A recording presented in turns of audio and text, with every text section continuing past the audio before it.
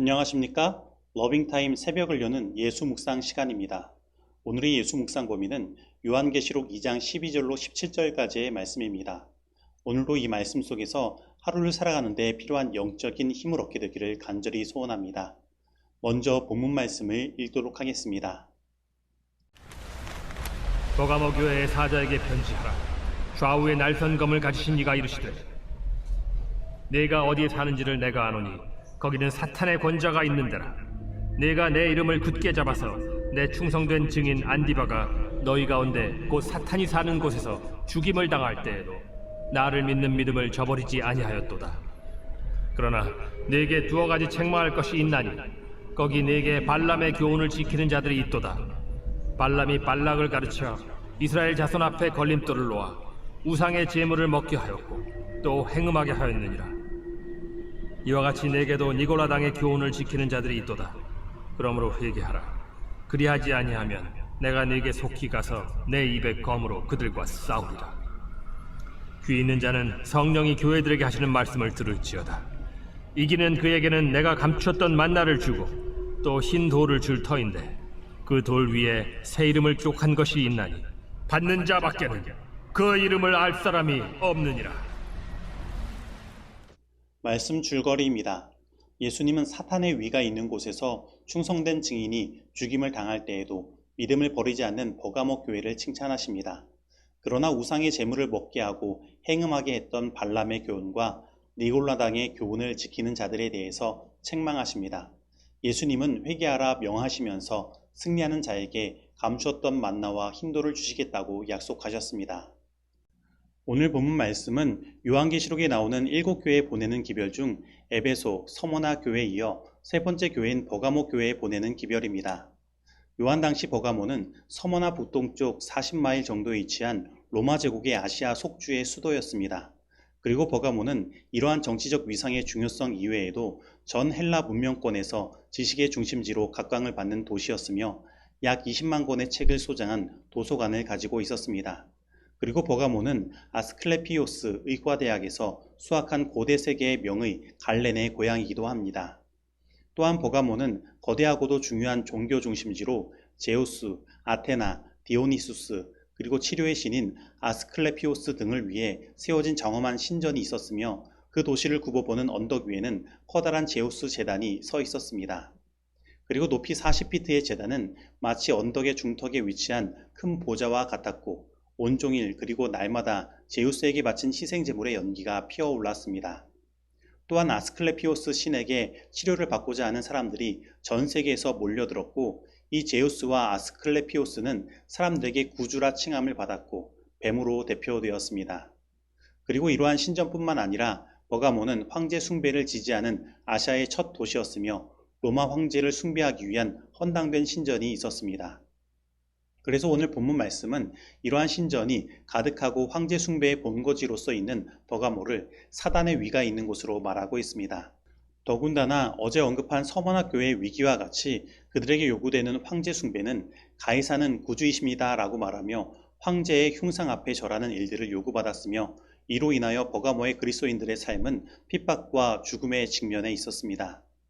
그리고 실제로 오늘 본문 말씀은 끝까지 예수님께 충성을 다한 증인 안디바에 대하여 이야기하는데 후기 전승에 의하면 그는 도미티아누스 황제의 통치 기간 중에 청동 황소 속에서 태워 죽임을 당하였다고 합니다.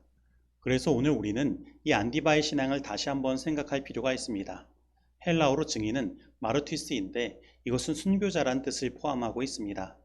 그래서 증인이란 죽기까지 그것을 증거한 사람이 되는 것입니다. 즉 안디바는 충성된 증인으로 죽기까지 충성을 다한 것입니다. 그러면 오늘 나의 삶은 어떻습니까? 예수 그리스도의 충성된 증인으로 살아가고 있습니까? 나는 정말로 예수님을 증거하는 일에 내 목숨도 내어놓을 수 있는 믿음을 가지고 있습니까? 그런데 사람들에게 예수님을 증거하라고 하면 사람들이 가장 많이 핑계를 대는 것이 바로 나는 말씀도 잘 모르고 지식이 없다고 하는 것입니다. 그리고 어떤 분들은 지금 우리들의 형편과 상황이 이렇게 말씀을 증거하는 일에 어려움이 있으며 우리는 이 일을 행하는데 두려움이 있다고 말합니다. 그러나 우리가 이러한 생각을 하는 이유는 무엇입니까? 내가 예수 그리스도의 증인으로 말씀을 전하는데 그 말씀을 나의 지식으로 전하려고 하고 그리고 나의 힘으로 행하려고 하기 때문에 그렇지는 않습니까? 오늘 본문 말씀에서 예수님은 버가목 교회에 좌우의 날선 검을 가지신 분으로 자신을 소개하고 계십니다. 다시 말하면 예수님의 충성된 증인이 가진 말씀은 그들의 지식과 그들의 말을 전하는 것이 아니라 예수님께서 주신 말씀을 전한 것입니다. 그리고 충성된 증인은 요한계시록 1장 5절과 3장 14절에 보면 먼저 예수님을 지칭하는 칭호로 쓰였음을 보게 됩니다. 다시 말하면 예수님께서는 안디바의 순교의 자리에 그를 홀로 두신 것이 아니라 그와 함께 계신 것입니다.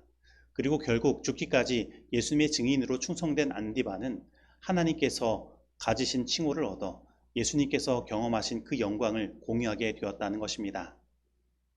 그러므로 오늘 우리도 예수님을 바라보고 예수님과 함께 한다면, 끝까지 예수님에 대한 믿음을 놓지 않는다면 우리 예수님께서는 우리에게 증거할 수 있는 말씀과 그리고 죽기까지 증인으로 충성할 수 있는 믿음을 허락하실 것입니다.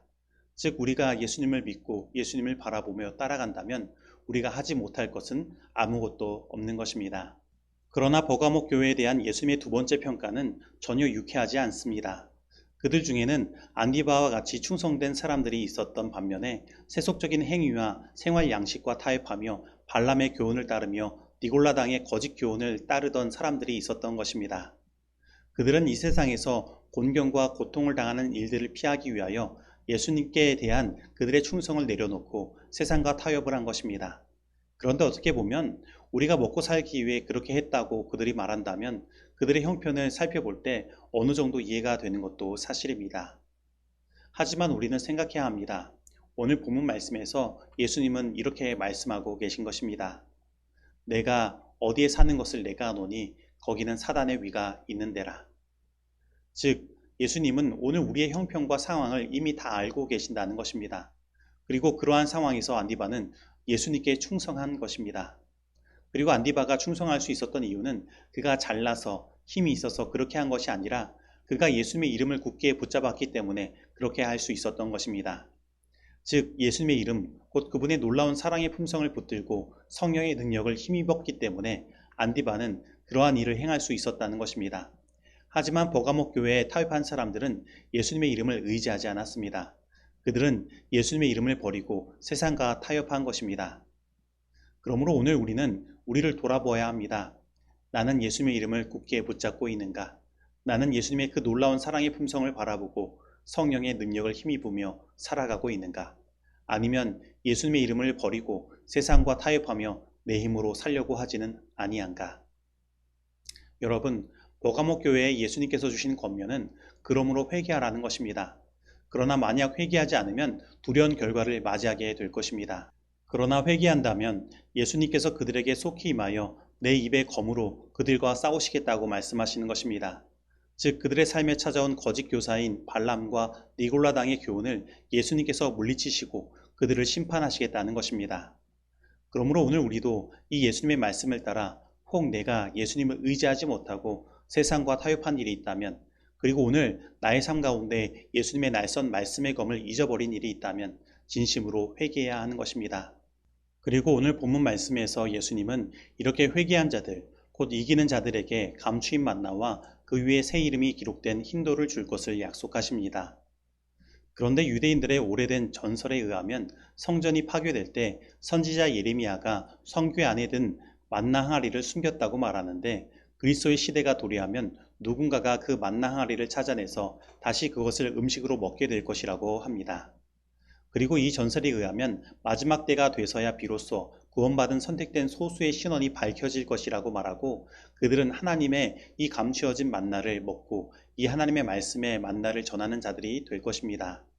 그리고 로마의 재판 과정에서 흰돌은 무죄, 검은 돌은 유죄를 의미하였는데, 흰돌을 받았다는 것은 무죄를 선고받았다는 것이며, 그 안의 새 이름은 그들에게 새로운 운명이 시작되었으며 영생의 상급의 표가 하나님의 이름을 통하여 주어졌음을 말하는 것입니다.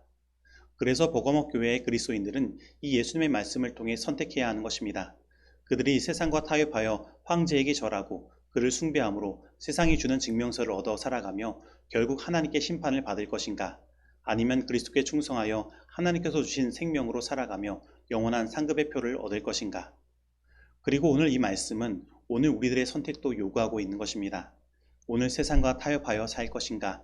아니면 회개하여 예수님을 의지하고 예수님께 충성하며 예수님께서 주시는 생명으로 살아가고 영원한 상급을 얻을 것인가?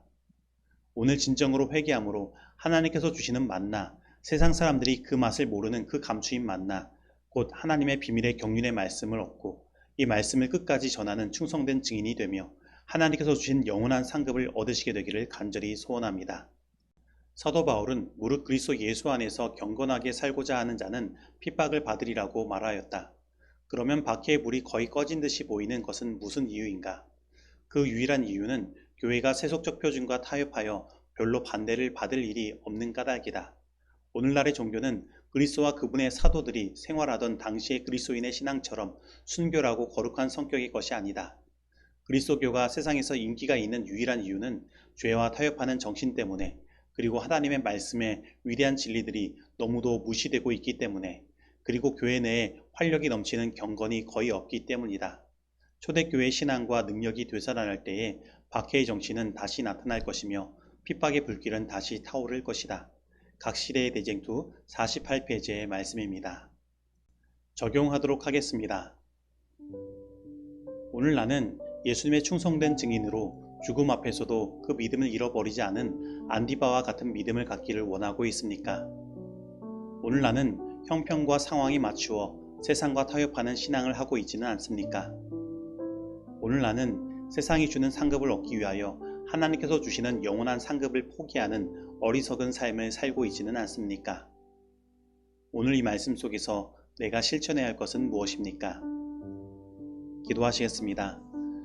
하나님 아버지, 오늘 예수님의 충성된 증인으로 죽음 앞에서도 그 믿음을 잃어버리지 않은 안디바와 같이 절대적인 믿음을 갖기를 원합니다. 그 어떤 세상의 유혹과 고난과 시련 속에서도 그 어떠한 타협도 하지 않냐고 오직 예수님만 바라보고 하나님께서 우리에게 주실 영원한 상급을 바라보며 앞으로 나아가길 원합니다. 그리고 여태까지 나의 형편과 상황에 맞추어 세상과 타협했던 정신, 그리고 세상 사람들과 같이 세상에서 주는 상급을 탐하며 바라고 나아갔던 나의 모습을 회개합니다. 하나님, 오늘 나에게 이기는 생명을 허락하시고 오직 주님께서 주시는 생명의 말씀 가운데서 살아가게 하여 주시옵소서. 예수님의 이름으로 기도드립니다. 아멘.